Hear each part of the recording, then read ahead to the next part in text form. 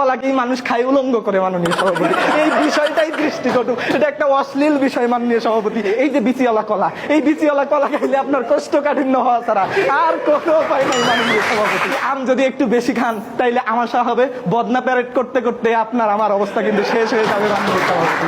একটা পোস্টমর্টম ময়না তদন্ত করা একটা লাশের যা অবস্থা, রাস্তাঘাটে একটা বাঙ্গির দেখবেন তার থেকে অবস্থা খারাপ মাননীয় সভাপতি। ছোটবেলায় দেখছি ছাগলের যদি ডায়রিয়া হয় তাহলে গাব খাওয়ানো হয় মাননীয় সভাপতি।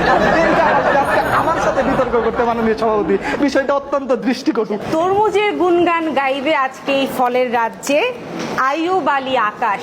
মাননীয় সভাপতি, প্রশ্ন যেখানে ফলের রাজাকে, সেখানে তরমুজ ছাড়া আর আপনি কাকে কল্পনা করতে পারেন? আজকে এই যে বাংলাদেশ ও বিশ্বের এই বৈশ্বিক তাপমাত্রা প্রতিদিন বৃদ্ধি পাচ্ছে, আজকেও রাজশাহীতে 41 ডিগ্রি সেলসিয়াস তাপমাত্রা ছিল। এই সময় আপনি এখানে বসে সভাপতিত্ব করছেন মাননীয় সভাপতি, আপনার মনে এখন মনের অজান্তেই চাচ্ছে যে এখানে যদি এক গ্লাস তরমুজের জুস হতো তাহলে আমার প্রাণটা শান্তি পেয়ে যেত মাননীয় সভাপতি। এক টুকরো লাল টুকটুকে তরমুজের জন্য আপনি নিশ্চয়ই অপেক্ষা করছেন। এমন পরিস্থিতিতে যদি আজকে জীবনানন্দ দাশ থাকতেন, তখন হয়তো তিনি বলতেন আমাকে 2 দণ্ড শান্তি দিয়েছিল বরিশালের তরমুজ। মাননীয় সভাপতি, মাননীয় সভাপতি, আজকে আমাদের যে কাঁঠালাপা একটু আগে বলে গেলেন, আসেন আগে তার বিষয়টাই দেখি। কথাই আছে প্রীতি কাঁঠালের আটা, লাগলে ছোটে না। এই কাঁঠালের আটা যদি আপনার শরীরে বা কোথাও লাগে, সরিষার তেল দিয়ে ঘষাঘষি ছাড়া জীবনে এই কাঁঠালের আটা ছাড়বে না মাননীয় সভাপতি। মাননীয় সভাপতি, আপনি যদি এই গরমের মধ্যে কাঁঠাল খান, আপনার শরীরের তাপমাত্রা 2 থেকে 4 ডিগ্রি সেলসিয়াস পর্যন্ত বৃদ্ধি পাইতে পারে।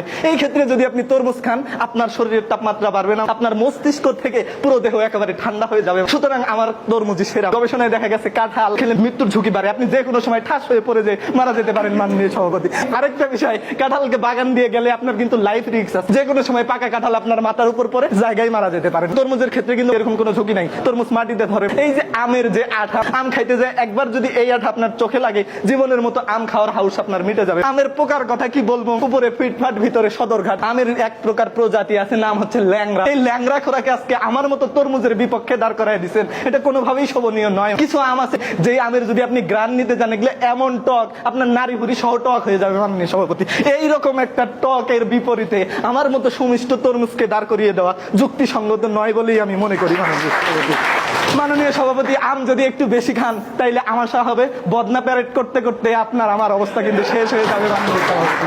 এরপরে আসি যে আমাদের কলা ভাইয়ের দিকে। কলা, এটা একটা কলাকেই মানুষ খায় উলঙ্গ করে মাননীয় সভাপতি, এই বিষয়টাই দৃষ্টিকটু, এটা একটা অশ্লীল বিষয় মাননীয় সভাপতি। এই কলা কি করে আমার বিপক্ষে যায় মাননীয় সভাপতি, এটা আমি কোনোভাবেই মেনে নিতে পারি না। এই কলা তো নিজে পাকে না, এটা লাথি চদি দিয়া ওষুধ টষুধ দিয়া মানুষ পাকায়। এই কলার খোসার উপরে যদি আপনার পা একবার পড়ছে মাননীয় সভাপতি, আপনার ঢাকা মেডিকেলের বেডে যাওয়া ছাড়া কোনো বুদ্ধি নাই মাননীয় সভাপতি। আর আপনি কিন্তু তরমুজের খোসাটাও ফেলতে হয় না, বর্তমানে তরমুজের খোসা দিয়েও তরকারি রান্না করে খাওয়া যায়। এই যে কলার গাছ একবার মাত্র কলা দেয়, বাকি সময় এটা জঞ্জাল, এটা আবর্জনা হিসাবেই থাকে। কলা যে জমিতে চাষ হয় সেই জমির উর্বরতা নষ্ট হয়ে যায়, কিন্তু আমার তরমুজের ক্ষেত্রে এরকম কোনো ঝুঁকি নাই। আর কলার বিচিতে, এই যে বিচিওয়ালা কলা, এই বিচিওয়ালা কলা খাইলে আপনার কোষ্ঠকাঠিন্য হওয়া ছাড়া আর কোনো উপায় নাই মাননীয় সভাপতি। আর আজকে তরমুজের বিচির কথা বলে গেছেন আমাদের আপু, তরমুজের বিচিতে থাকে অ্যান্টিঅক্সিডেন্ট, যেটা খাইলে আপনার হৃদরোগের ঝুঁকি থেকে উচ্চ রক্তচাপের ঝুঁকি সবই কমে যাবে মাননীয় সভাপতি। তরমুজের বিচির সমালোচনা করে লাভ নাই। এরপরে আসি হচ্ছে আমাদের এই যে বাঙ্গি আপার কাছে। কথাই আছে বাঙ্গি খেতে বালুর মতো। আপনাকে যদি এক গ্লাসে সাদা পানি আরেক গ্লাসে যদি বালুর শরবত দেওয়া হয়, আপনি কোনটা যে বাঙ্গির শরবত আর কোনটা সাদা পানি আপনি কিছুই বুঝতে পারবেন না, কারণ স্বাদই নাই মাননীয় সভাপতি। একটা পোস্টমর্টম ময়না তদন্ত করা একটা লাশের যা অবস্থা, রাস্তাঘাটে একটা বাঙ্গির দেখবেন তার থেকে অবস্থা খারাপ মাননীয় সভাপতি। মাননীয় সভাপতি, এই বাঙ্গি হচ্ছে মিষ্টি কুমড়ার চাচাতো ভাই। এই মিষ্টি কুমড়ার চাচাতো ভাই হয়ে একই প্রজাতির, অর্থাৎ এরা একই প্রজাতির। এই মিষ্টি কুমড়ার চাচাতো ভাই হয়ে আমার মতো সুমিষ্ট তরমুজের সাথে এনারা কি করে আসে? আর মাননীয় সভাপতি, গাবের কথা কি বলবো, এই যে গাব, কলা, বাঙ্গি, এরা কি ফলের মধ্যে আসলেও পরে মাননীয় সভাপতি? এগুলো কিন্তু আমি গাবের নামই কোনোদিন শোনেন নাই। এই যে ভাই আমাদের গাবের পক্ষ হয়ে আসছে, তিনি জীবনে কোনোদিন গাব খাইছে কিনা আমার সন্দেহ। ছোটবেলায় দেখছি ছাগলের যদি ডায়রিয়া হয় তাহলে গাব খাওয়ানো হয় মাননীয় সভাপতি। আমার সাথে বিতর্ক করতে মাননীয় সভাপতি, বিষয়টা অত্যন্ত দৃষ্টিকটু। এই যে বাঙ্গি, গাব, কলা, এরা তো কোনো ফলের মধ্যেই পড়ে না। আর এই যে আমাদের আম আর কাঁঠালকে যদিও ফলের শ্রেণীতে একটু অন্তর্ভুক্ত করতে পারেন, কিন্তু আমার সাথে এরা কোনোভাবেই যায় না।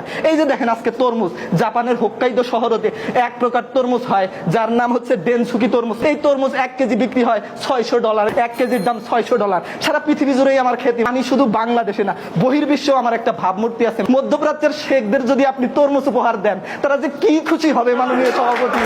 যে আমার সারা বিশ্বেই একটা ভাবমূর্তি আছে এইরকম, এই যে কাঁঠাল যারা হচ্ছে গ্রামে 5 টাকা 10 টাকা দিয়ে পাওয়া যায়, মানুষ খায় না, এবারিটা ওই বাড়ি ঢেলাইয়া দেয়। এই যে বাঙ্গি যারে তো এই যে পোস্টমর্টমের রুগী বললাম, এই যে কলা তো ভাই কি আর বলবো, উলঙ্গ করে খায়। এই যে আম, পোকাওয়ালা আম, এই যে অপরিচিত বাঙ্গি, এদের সাথে আমার মতো সুমিষ্ট পরিচিত তরমুজকে কোনোভাবে কি তুলনা করা যায় মাননীয় সভাপতি? তরমুজ যে সেরা, শুধু এখানে নয়, এখানে স্বীকৃতি পেলে আমি আশা করি ভবিষ্যতে আন্তর্জাতিক পর্যায়েও আমরা স্বীকৃতি পাবো। তরমুজকেই ফলের রাজা হিসাবে স্বীকৃতি দেন, সেই দাবি জানিয়ে বিদায় নিচ্ছি।